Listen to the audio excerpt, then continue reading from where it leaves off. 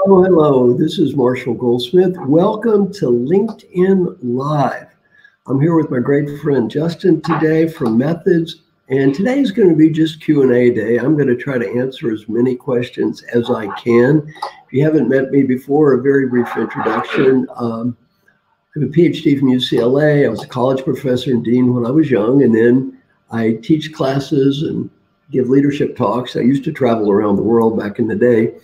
Now I don't so much. Then I coach executives. I've been the coach of a lot of famous people, and that's really helped me learn a lot. And then I write books and articles. So I've written or edited 41 books and 3 big New York Times bestsellers.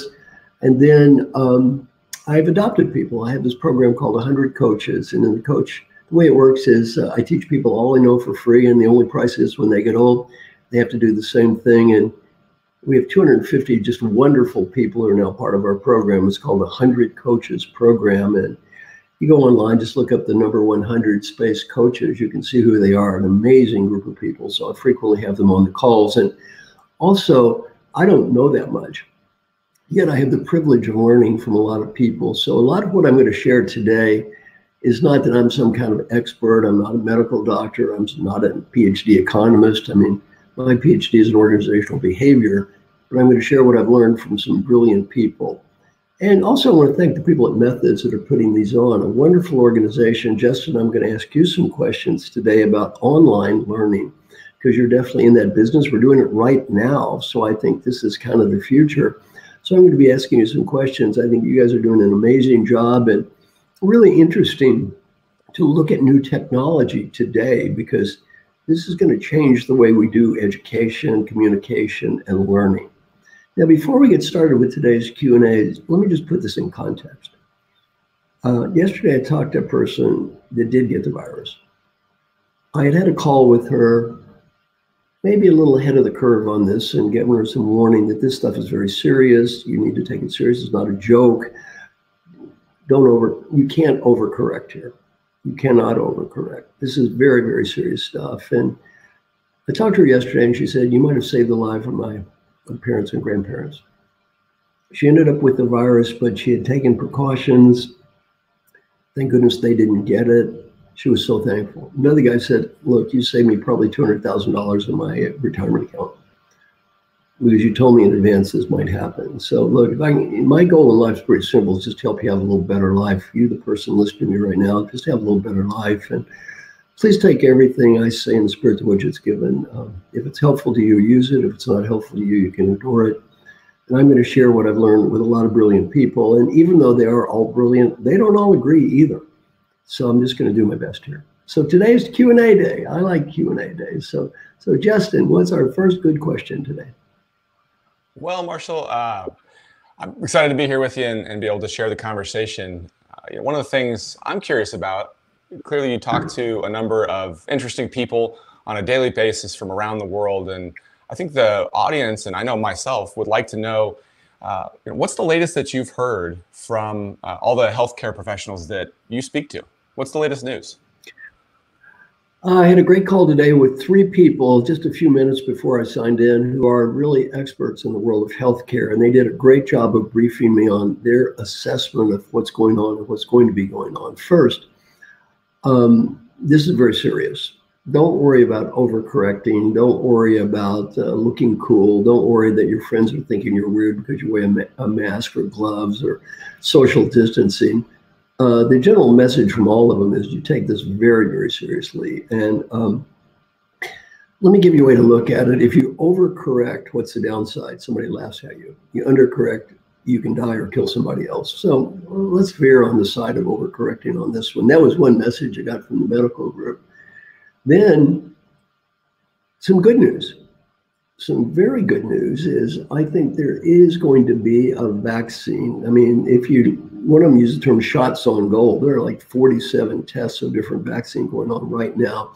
The pharmaceutical community is united in a way they've never, ever in history been united. They are really working at this. There's a lot of stuff, experimentation, they're trying it out. General assessment was that hopefully within 9 months, there's going to be a vaccine. That's the good news. That's also the bad news. The other good news is there's very good hope about, measuring, do you actually have the antibodies to do this? That's good news. It's coming. Some corrective, not really vaccines, but helpful things. And if you take this, the symptoms probably going to get worse. That's coming. The problem with all of those, though, is they'll have side effects. So if you look at any of the drug ads on TV, to me, they're almost hilarious. They say, you should use this drug. It's really going to help you. And then they go on and on about how wonderful it is. And at the end, they say, of course, you may kill yourself. You may have to chop your fingers off, and you may go into depression, and you may have a heart attack. But other than that, hey, this thing is fantastic. Let's just go with this baby. Well, unfortunately, that's the way it always is. And no matter what gets rolled out, they're going to have this whole list of yes buts. So in the medical community, I asked a question today, and I just randomly picked a state, Florida. Let's assume the doors open in Florida. Let's assume the doors open in Florida at the end of May. What's going to happen? Well, I got a lot of here's what should happen, and here's what could happen, and here's what I hope is going to happen. That's all nice. But I worked for Peter Drucker, and I didn't work for him. I was in his advisory board for 10 years, and he taught me a good lesson. Decisions are not made based on what should happen, or logic, or rationality, or pipe dreams. Decisions are made what is going to happen. So what do you think really is going to happen?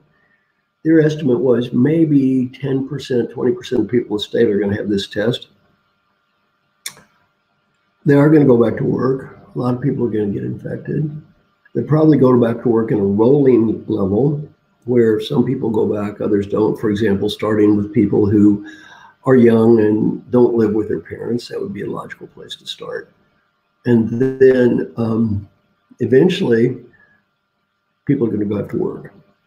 And the reality I commented is this: there's no way in hell you're going to close down the global economy for 3 months. It doesn't matter what any doctor says. We would have a depression that's greater than 1929 if that happened. It's not going to happen. It's not going to happen. And the doctors could say it should happen. That's all well and good, but it's not going to happen, because I just talked to one of the top restaurant people in the world, and he just told me every one of his restaurants is going bankrupt. And there's no amount of positive thinking and carry out food is going to change it. My second home is in New York City. There's no tourism for the next 9 months in New York City at best. How many tourists are going to be visiting New York City between now and the end of the year? None. All those businesses relied on tourism. They're going to go bankrupt. That's reality. Now, people say they will come back. Somebody will come back. We'll sell them on 30 cents on the dollar. Somebody will buy the buildings, reopen the restaurants. They're going to go back into business.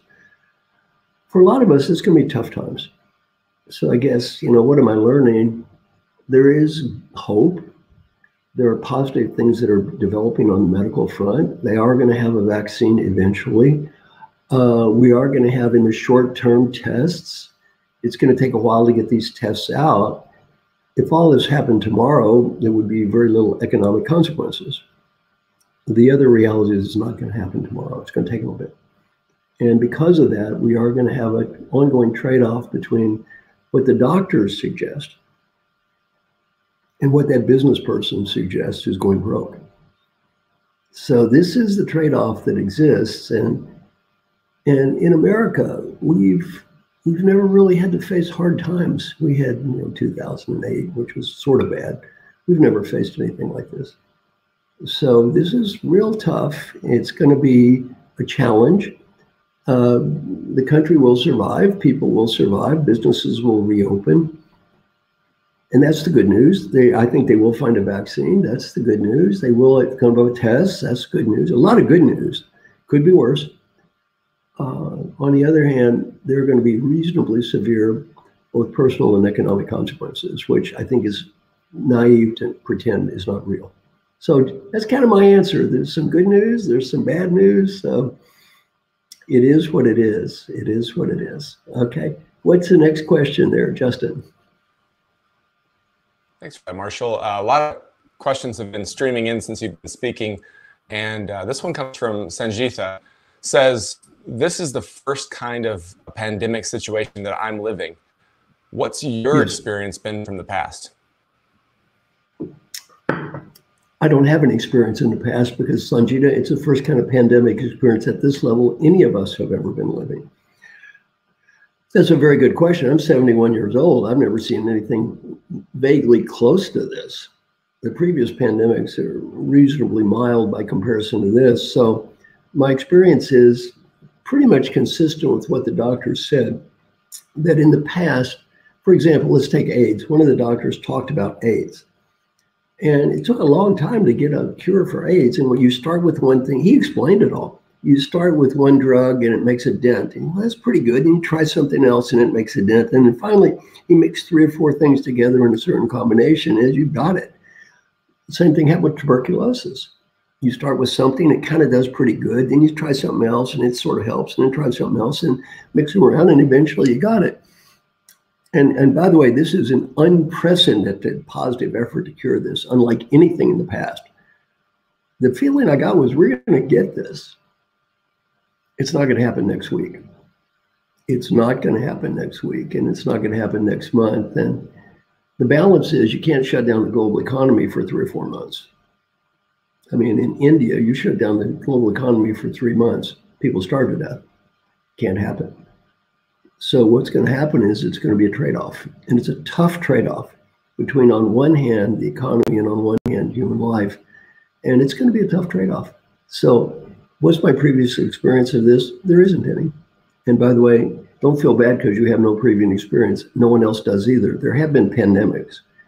Nothing like this. Let's take Ebola. Dr. Jim Kim led the anti-Ebola campaign in the United States. He's a great friend of mine. I was his coach. He was president of the World Bank. Ebola, bad news. I mean, you are dead. The good news is when you got it, you got it. People knew you had it. You were easy to identify. The good news on this virus is you're not dead. Most people don't die. The huge amount don't die. Some don't even show symptoms. That's the good news and bad news. The bad news is the fact that you don't show symptoms mean you can be infecting hundreds of people and never know you're infecting them. So they're all a little different. This is kind of in many ways the opposite of Ebola. It's kind of the opposite of Spanish flu as well. The Spanish flu is the biggest pandemic of this type in history. I think 50 million people, there are arguments about the estimates, but I would say a good guess is about 50 million people died because of the Spanish flu. 50 million around the world. It was bad. And the Spanish flu actually killed young people. It was the opposite of this in some ways. Old people, for a variety of reasons, tended to be immune to the Spanish flu, when most of the fatalities were young. This one is different. Most of the fatalities are old. So I think it's great to look at what happened in the past. And you can go online, you can look up the Spanish flu, you can look up Ebola, you can see what happened. I think it's a great question. And can we learn from history? The answer is definitely yes. Will we learn from history? That is a maybe. That's a maybe. Human beings have a very good history of not learning from history. So can we learn? Yes. Will we learn? Yeah, I hope so. Maybe. We'll see. Wonderful question. Thank you so much. Next question.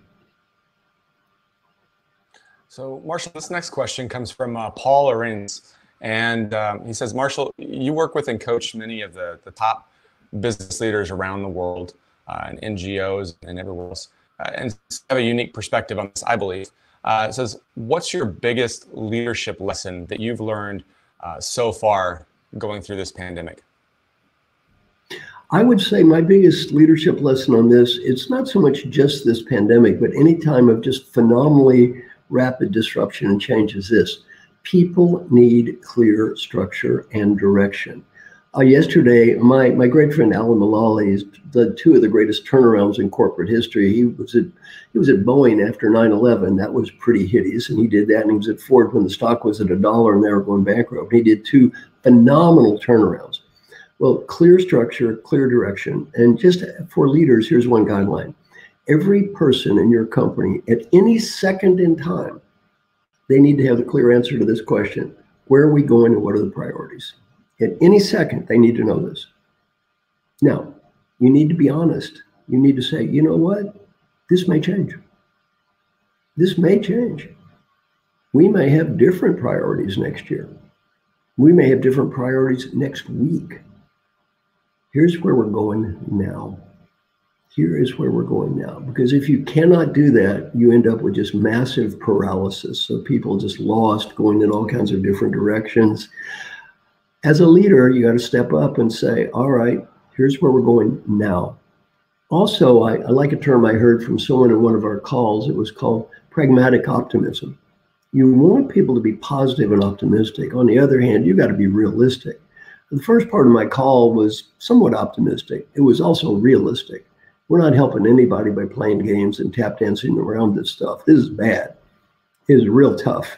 And so pragmatic optimism is a person who says, look, let's do it. On the other hand, a person who's real. The guy that's running the restaurant chain, what's his answer? There isn't one. It's over. They're going bankrupt. Sometimes things in the environment happen. They're nobody's fault. And the business is not going to make it. That's real. He can give pep talks all day. They have no cash. So it's over. And that's going to happen to a lot of people. And yeah, is it painful? Yes. Is it easy? No. Can you kind of work your way out of it? A few can, by the way. There are a few people who are going to be really creative, come up with ideas, come up with a new business model. They're going to work their way out of it. Everybody's not going to. It's not they're stupid or bad or evil. Sometimes the world changes. You were in the buggy whip business. Well, it doesn't work anymore. And you don't know how to make cars. You got to do something different. A lot of people are going to do something different. And that's just reality that exists. Very good question. Okay, next question, Justin. Yes, Marshall. Flowing today, we got Neil Vang says, Marshall, what's your key advice to leaders who have been used to motivating their team in person in an office where they show up every single day, and now they're having to be faced with leading a team remotely and virtually? How can they work in that type of environment? To me, here's a positive surprise from this current situation of lockdown. I feel closer to people in many ways than I've ever felt before. I do FaceTime with both my kids, my grandkids every day. I do FaceTime with them. I reconnected with people that I used to work with, people that were old friends from high school, relatives that were not so close to me before. And I think that this can actually be a time where the leader becomes closer to people. They're not going to be there in person, okay, but on this Zoom call, I'm not there in person. And they can, every day I have dialogue with 30, 40 people on one call, and I feel very close to these people. And we do it just like we're doing these calls. I think it's really a great way to use technology. And also, I think being creative, it's a great way to do education. Now, Justin, I'm going to ask you a question. You're in this business. You're in this business of using technology to communicate and educate. How can you make it work? It's different, taking action on a few things. I think that it's about learning new things every day. So is it hard? Yes. Is it painful in some ways? Yes. Is it different? Yes. And so, I mean, to give you an idea, methods, we've been working with you, Marshall, and the Great 100 Coaches for the last couple of years, building a beautifully produced, great courseware that's super interactive and wonderful. And you know, this is C-star operation of being able to travel and do these great on-location shoots that we have been doing. And so we had to figure out a great way to get content out there. And what it did is it forced us to innovate, and it forced us to figure out a way, like we're doing right now, to create live shows where we can deliver a message more quickly to people that's relevant and useful. So I think it forced innovation, and you know, ultimately, while there's a lot of pain, it'll turn out to be a very good thing for many people. You know what? I'm going to ask, if you're interested, send me an email, and I want you to write 6-question alignment, ALIGNMENT alignment, 6-question alignment. I think it's a great little tool to use during a time of crisis. It's good anyway, but it's better during a time of crisis. 6 basic questions for a leader to deal with the people that they manage. Question 1 is, where are we going? Having a dialogue. Here's where I see us going right now. Where do you think we should be going? Because you want that alignment between the leader and the other person. Second question, where are you going? Here's where I see you're going right now. Where do you think you're going? What are your key issues and priorities? What do you think? So you want alignment 2 ways. 1, between the leader and the person being led. And 2, the big picture and the smaller picture. Number 3, doing well. Here's what I see you doing really well right now, the positives. And it's so easy to get lost in the challenges here. We forget about the positives. Here's what I think you're doing well, and really communicating those positives. Then, number 4, suggestions for improvement. And one thing I always teach is feed forward, focus more on the future than the past. We can't change the future now. We can't change the past anyway, and you just bum people out. So moving forward, here's ideas I have. And again, realistically speaking, you can't play games with people. You got to tell the truth. On the other hand, where can we do better in the future? How can we make this work? And then and number 4, a great question for a leader is, how can I help? How can I help you during this time of crisis? And then number 5, what ideas or suggestions do you have for me as a person in my role that might help me out? 6 basic questions. And then you ask a person a very important question to ensure something called mutual responsibility. That question is very simple. If you ever feel overcommitted, if you ever feel like you're lost, you don't know what priorities are, I want you to take the responsibility to talk to me.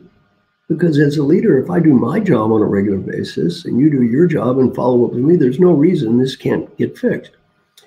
Well, typically I would tell leaders to do this every 2 months, every 3 months.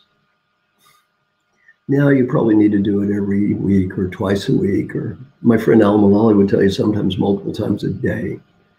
When the world changes rapidly, people do not need this less. They need this a lot more. So send me an article, 6-question alignment. I'll send you a copy about it. I'd also highly recommend my friend Alan's book, American Icon. It's a book about him by Bryce Hoffman, a wonderful book. It's how he turned around Ford in an extreme crisis. And a lot of the learnings from that book applied today, American Icon. So I think it's a good book. Very good question. Hope the answer's been helpful. Oh, there's the book. Justin's got a copy of it. Very good. Thank you, Justin. Okay, Justin, very good. Next question. Okay, so this one comes from Elena Noel. It says, I'm a leadership consultant and my business is mostly inactive right now. Do you see opportunities for me to be of service and make an income, or should I try to consider getting a job or just hang in there and innovate? Great question. I'm going to give you a hard answer, all of the above. Most people give you advice at a time like this. And their first advice is, don't panic. I'm going to give you some very different advice. Panic. Bust your butt. How about leading a well-balanced life right now? Bad idea. It is incredibly tough right now in your business. A lot of people's revenue is going to zero. Should you look for a job on the outside? Yes. Should you be open to opportunities there? Yes. Should you hustle as best you can inside? Yes. Should you do that? Yes. Is this easy? No.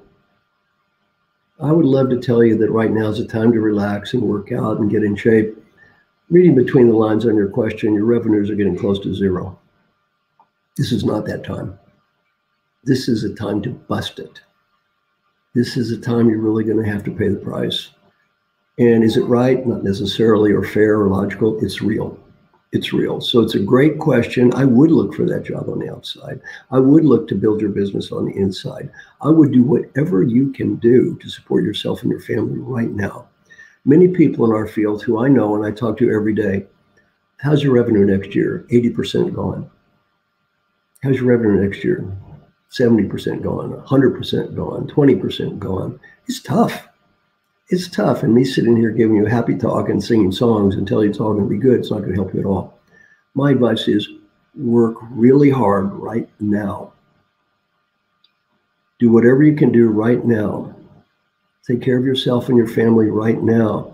A corporate job may not be the job that you love. Okay, worry about that in 2 years. This is not the year to worry about it. If it's pretty good, pay some money, it's got some security, take it. Nobody knows when this show is going to be over. And again, I think we're heading for a recession somewhere between 2008 and 1929, hopefully closer to 2008 than 1929. We don't know that. We don't know that. So it's going to be real hard out there. My advice to you is you've got to just go for it right now. Now you got to put in the time, the effort, try everything, do what you can do. Do what you can do. And there are a lot of people right now in a world of hurt. Now, my second advice to you is the difference between, to me, a great question you ask, what's going on the inside and what's going on the outside. I've been in the coaching, consulting business for many years. Let me help you. Nobody wants to give any money to people that need it. Let me repeat that. No one wants to give any money to people that need it. You can't come off as hungry. You can't come off as needing it. On the other hand, you are hungry and you do need it. There's got to be a little bit of difference between that message you feel on the inside and the message you communicate on the outside, and you're just doing business. So take care of yourself, take care of your family, do what you can do. Do what you can do. Okay, Justin. Okay, Marshall, I'm going to switch gears on you a little bit here, and I'm going to go with something that's maybe we have to get a little bit happy in a degree because we have the youth to think about. We have the future. There's kids who are coming out of high school right now, out of school. They're going into the workforce. They don't really have a lot to lose. But our question comes from Olympia. She says, what do we tell our teenage adult kids aged 16 to 19 who need coaching and guidance to see the future as hopeful and not bleak? See, I do think the future is hopeful. I mean, when I say the future, I'm talking about next year. I don't think next year is not going to be real thrilling, or the next couple of years is going to be tough. The good news is it's not that bad to be 16 to 19 right now, because I think they're going to face a big opportunity coming up in a couple of years, maybe even in a year. I think this show is going to turn around in a year, 2 years. A lot of people are going to have huge opportunities. If I look at my life, I'm 71, and I feel really blessed that this happened at 71. On the other hand, if I were 16, I wouldn't feel bad that it happened when I was 16. Why? You're young. You're going to school anyway. You're going to have huge opportunities in the future. By the way, for every one of those best restaurants that's going bankrupt, they're all going to sell for 20, 30 cents on the dollar. This is an incredible opportunity when the comeback comes. So I think if you're age 16 to 19, it's a good time to be 16 to 19. You're going to face a lot. You're going to get the upside of this curve. By the way, there's always a curve. Sometimes big, sometimes small. Things go up, things go down. Well, we're looking for the next year or so it's going to be down. On the other hand, we're not going to be permanently down. It's going to go back up. I'm really happy this happened to me at 71. It could have been a lot worse. And by the way, I would not be unhappy it happened to me at 16 to 19. That's not so bad. It's good. You got a big future there. What's tough is I'm 31. I've got a mortgage on the house and 2 kids. I'm in debt. My income was coaching or consulting, and it's gone. That's tough. That's tough. So, it's not so bad for me at 71. And it's not so bad for 16. I'm 28, 30, unless I've really saved a lot of money, is real tough. It's real tough. So it's a great, great question. And I would be very positive and optimistic for somebody who maybe is anywhere between 16, younger, and 21. Graduating from college, you're going to get pounded, but the opportunities are going to come back in a couple, 3 years. So I'm very positive about that age category. The other advice, though, is for someone who clearly wasn't 16 or 19, was a person facing the hard times, and that is tough. That's what you can't sugarcoat. Great question, though. And again, if I'm 19, I think you're going to look back on this moment, how are you going to feel? Lucky. Lucky, because you're going to be facing a world of upside opportunity. So great question, and it's again, a positive thought. Thanks, Marshall. We're just about out of time. We have time for maybe one more question. I would like to say for anybody watching this stream that we have archived all of the streams that we've been doing. Marshall has a daily show that comes out every day at 11:30 a.m. Eastern. And those shows can be found at methodsof.com/network. Again, that's methodsof.com/network for a full archive that's free to access. Go and get all of those shows there. In the meantime, we do have time for one more question, I believe. Marshall, if you're okay with that, we're 1 minute past. We can stop here with a final thought or one more question. Okay, one more question. Okay, a little fun. Marshall, what has this forced you to learn any new technology that you probably wouldn't have otherwise? Oh, yes. The technology I'm using right now is one question. This has forced me to learn all kinds of new technology. I'm constantly using Zoom calls. I'm constantly using new technology. So I think that's a very positive and helpful thing that's come out of this. So I think that's another one of the good sides of this. It's really forced me to use technology that I never would have used, so at least so quickly in the past. So it's a good question. I love it. Let me finish. In wrapping up now, let me just finally say again, thank you so much for tuning in. I hope these calls are helpful to you.